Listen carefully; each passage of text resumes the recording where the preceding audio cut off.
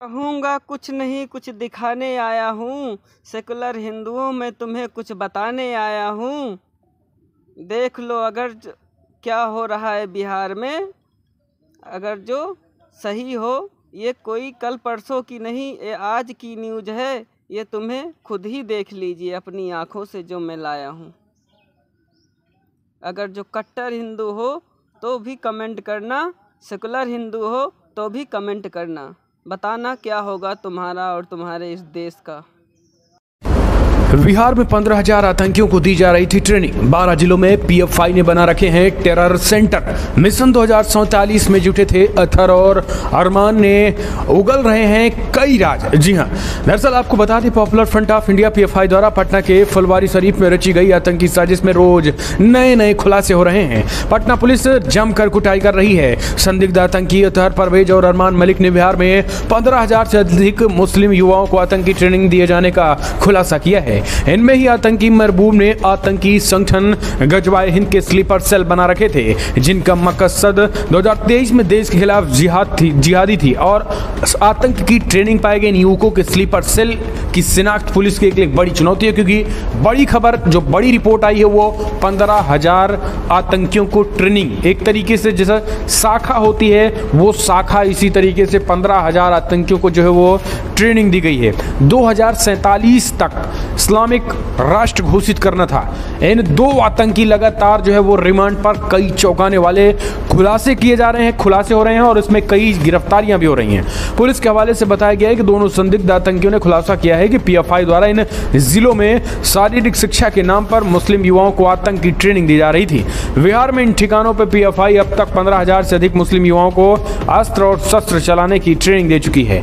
युवाओं को ट्रेनिंग देने के लिए राज्य में करीब 12 जिलों में ऑफिस खोला गया था, जबकि पुणे को पीएफआई का हेडक्वार्टर बनाया गया था। देश विरोधी गतिविधियों को इस बड़ी साजिश की जांच पर अब एनआईए व प्रवर्तन निर्देशालय ईडी अब जो है वो इसकी जांच कर सकते हैं। आपको बता दें, मिली जानकारी के अनुसार अतहर और अरमान मलिक ने पूछताछ में दक्षिण भारत के केरला और कर्नाटक में आने वाले आतंक के प्रशिक्षकों के नाम उजागर किए हैं, जो बिहार में मुस्लिम युवाओं के आतंकी प्रशिक्षण दे रहे थे। कहा जा रहा है कि दोनों आतंकियों ने पीएफआई की आड़ में 2 अन्य विंग और सीमी के पूर्व सदस्यों को संगठन में जोड़ने का उद्देश्य भी पुलिस को बताए हैं। वहीं रिमांड पर लिए गए दोनों संदिग्ध आतंकियों से पीएफआई की फंडिंग को लेकर कई सवाल किए गए हैं। रिपोर्ट में दावा किया जा रहा है कि पीएफआई के बैंक अकाउंट में करीब 90 लाख रुपए के ट्रांजैक्शन किए जाने के सबूत हैं। बता दें, फुलवारी शरीफ में नया टोला में 11 जुलाई 2022 को पटना पुलिस ने अतहर, परवेज और जलालुद्दीन को 14 जुलाई को अरमान मलिक को अपने कब्जे में लिया था। तो दोस्तों, अब आप समझिए जो चौंकाने वाले खुलासे हो रहे हैं। 14 जुलाई 2022 को 8 पन्ने वाले पॉपुलर फ्रंट ऑफ इंडिया के दस्तावेज को लेकर चौंकाने वाला खुलासा किया गया था, जो भारत के कायर हिंदुओं को सबक सिखाने की बात कर रहे थे।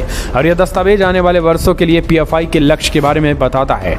नाम आपको बता दें, इंडिया विजन 2047 नाम के दस्तावेज को पीएफआई ने अपने कैडर के बीच आंतरिक रूप से वितरित किया है।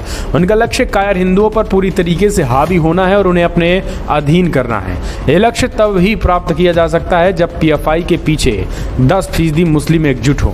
वहीं आतंकी संगठन गजवाए हिंद से जुड़ा मरगूब इंडिया खत्म हो जाएगा। मुहिम का हिस्सा था।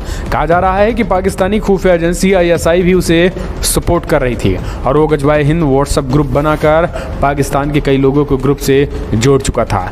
तो दोस्तों, आप समझिए एक प्री प्लान ट्रेनिंग चल रही थी। 15,000 आतंकियों को ट्रेनिंग भी दी जा चुकी है।